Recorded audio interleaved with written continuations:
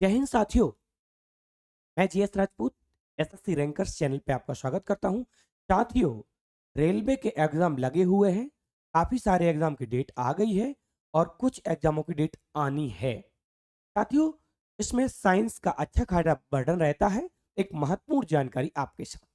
पाचन तंत्र आप देख रहे हैं, डाइजेशन सिस्टम आप देख रहे हैं।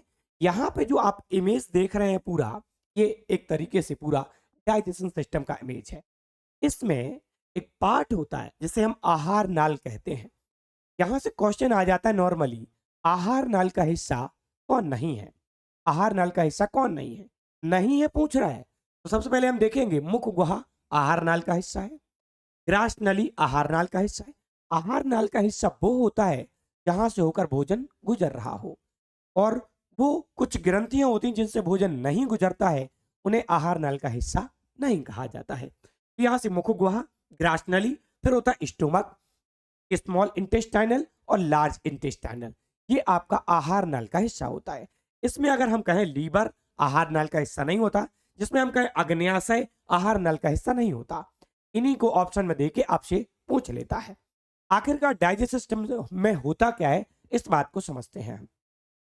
हम जो खाने योग्य चीजें खाते हैं उनके प्रकार मात्र 6 ही हैं। 6 में से कितने प्रकार? 6 प्रकार। और 5 प्रकार से भोजन के साथ प्रक्रिया होती है। हम 6 ही चीजें खाते हैं। 6 चीजों में से हमें 3 चीजें पचानी पड़ती हैं। 3 चीजों को हमें पचाना पड़ता है, और एक चीज तो जिसमें ऐसी है जो हम खाते हैं तत्व, उसको वैसा की वैसा रिलीज कर देते हैं, जिसे हम फाइबर बोलते हैं। तो 3 चीजें हमारी बॉडी को, 3 जो पोषक तत्व हैं हमारी बॉडी को जो पचाना पड़ता, वो क्या क्या है? नंबर 1 कार्बोहाइड्रेट, इससे हमें ग्लूकोज मिलता है। नंबर 2 प्रोटीन, जिससे हमें अमीनो अम्ल मिलता है। नंबर 3 वसा, जिससे बस ये अम्ल मिलता है। कुल मिला के इनसे हमें ऊर्जा मिल रही है। वसा से ऊर्जा मिलती है, कार्बोहाइड्रेट से ऊर्जा मिल रही, और प्रोटीन हमारे विकास के लिए आवश्यक होता है। हम इसमें आगे चर्चा करते हैं। देखो, आप ये कुंडलित देख रहे हो, ये स्मॉल इंटेस्टाइनल है। ये ग्रीन कलर का आप देख रहे हो, ये लार्ज इंटेस्टाइनल है। उसके बाद अगर आप देख रहे हो, ये लीवर है आपका। ये आप देख रहे हो, यहाँ यकृत है, आप सॉरी, यहाँ आपका अग्न्याशय अमाशय है। अमाशय के जस्ट नीचे अग्न्याशय लगा होता पीछे की तरफ। ये ग्रास नली है आपकी पूरी की पूरी। ऊपर आप देख रहे हो, ये मुख गुहा है। मुख गुहा में ही आपकी जीभ है। जैसा आप देख रहे हो, ये है जीभ, भोजन को घुमाने के लिए, और दांत भोजन को चबाने के लिए काम में आते हैं। ये आप दांत देख रहे हो। दांत के भी प्रकार 4 प्रकार के होते हैं। जीभ में स्वाद कलिकाएं मेल और फीमेल में अलग होती हैं। लड़कों में जो स्वाद कलिकाएं होती हैं लगभग 5 से 6 हजार, और लड़कियों में जो स्वाद कलिकाएं होती हैं लगभग 10 हजार की समथिंग।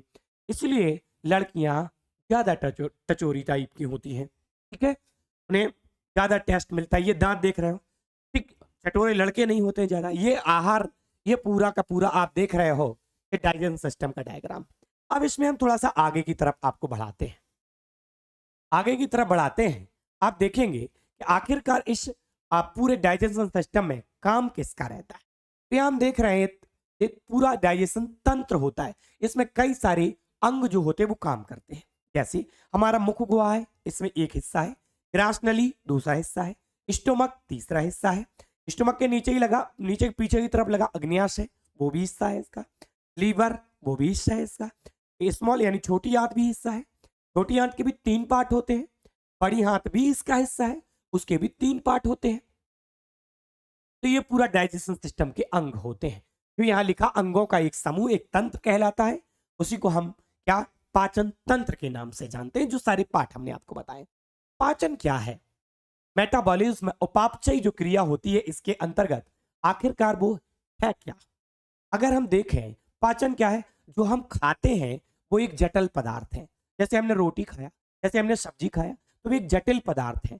ये जो जटिल पदार्थ है ना साथियों, ये सूक्ष्म पदार्थ में हमारी बॉडी इसको, जैसे हम कहते हैं, जैसे समझना, हम डायरेक्ट सब्जी के ठेले से सब्जी को उठा के नहीं खा सकते, वैसे ही हमारी बॉडी डायरेक्ट रोटी को एब्जॉर्ब नहीं कर सकती। उसको वो पचाएगी पहले, फिर खाएगी। ऐसे ही हमारा काम है कि हम पहले सब्जी लाते हैं, फिर सब्जी को बनवाते हैं, फिर हम खाते हैं। ऐसे डायरेक्ट गेहूं तो आप खा नहीं लेते हो, आटा बनता, फिर उससे रोटी बनती, फिर हम लोग खाते हैं। वैसे ही कंडीशन यहाँ है। तो पाचन क्या है?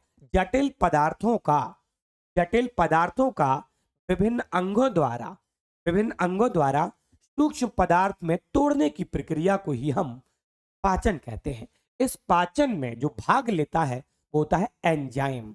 जैसे कार्बोहाइड्रेट को तोड़ना है ग्लूकोज में तो एमाइलेज काम करेगा, प्रोटीन को तोड़ना है इसमें अमीनो अम्ल में तो प्रोटीज काम करेगा। तो ऐसे एंजाइम होते हैं, समझो साथियों। क्या है? जटिल भोज्य पदार्थों का एंजाइमों की सहायता से सरल पदार्थों में टूटना ही पाचन कहलाता है। क्या कह रहा है? जटिल खाद्य पदार्थ जो हम खाते हैं वो जटिल है, और जो पच जाते हैं फिर वो सरल पदार्थ हो जाते हैं। क्या है? जटिल से सरल पदार्थ बनना है, लेकिन इसमें काम कौन करता है? एंजाइम करता है। क्या कह रहा? भोज्य पदार्थों के बड़े बड़े अणुओं को छोटे छोटे अणुओं में टूटकर ऊर्जा मुक्त होती है। भैया हमें ऊर्जा ही तो मिल रही, तभी तो हम खाना खाते हैं। ऊर्जा मुक्त करते हैं, यह प्रक्रिया कैटाबॉलिज्म कहलाती है और उपापचय क्रिया कहलाती है। क्या कह रहा है उसके बाद कि एक पाचन एक कैटाबॉलिज्म यानी उपापचय क्रिया है। ये क्वेश्चन आपके लिए महत्वपूर्ण है, ये पूछ सकता है आपसे, ये क्वेश्चन आपके लिए महत्वपूर्ण है ये, ठीक है। अब पाचन की प्रक्रिया में आखिरकार भाग लेता कौन कौन है? ध्यान से देखना इस पार्ट को, ये बहुत ज्यादा महत्वपूर्ण है जो अब आपके सामने आ गया, क्योंकि वो ये इससे क्वेश्चन आएगा साथ। क्या कह रहा देखना ध्यान से। पाचन तंत्र की प्रक्रिया, पहले हम भोजन को खाएंगे, इसमें हमने आपको एक शॉर्ट दिया है। पहले हम भोजन को खाएंगे यानी भोजन को करेंगे हम अंतःग्रहण, अंतःग्रहण के साथ फिर हम उसको चबाएंगे तो मतलब वो पचेगा। दूसरी प्रक्रिया पचना होता है। तीसरी प्रक्रिया जब ये पचेगा तो कुछ ना कुछ हमारी बॉडी उससे अब्सॉर्ब करेगी, अपशोषण की क्रिया करेंगे। चौथा क्या होगा? जो हमने पोषक पदार्थ को एब्सॉर्ब किया है वो होगा अब स्वांगीकरण यानी मिलाना, फिर उस पोषक पदार्थों को ब्लड में मिला लिया जाएगा। उसके बाद जो बचा हुआ पदार्थ है उसको हम क्या कर देंगे? रिलीज कर देंगे। ये 5 प्रक्रियाएं होनी है, ये 5 प्रक्रियाएं होनी है साथियों। कितनी प्रक्रियाएं होनी है? 5 प्रक्रियाएं। आवाज तो क्लियर है ना? 5 प्रक्रियाएं होनी है साथियों। अब देखो भोजन क्या होता है। ये है भोजन का क्या? जटिल भोजन है। जटिल भोजन से भोजन हो रहा अब सरल की तरफ। देखना कैसे?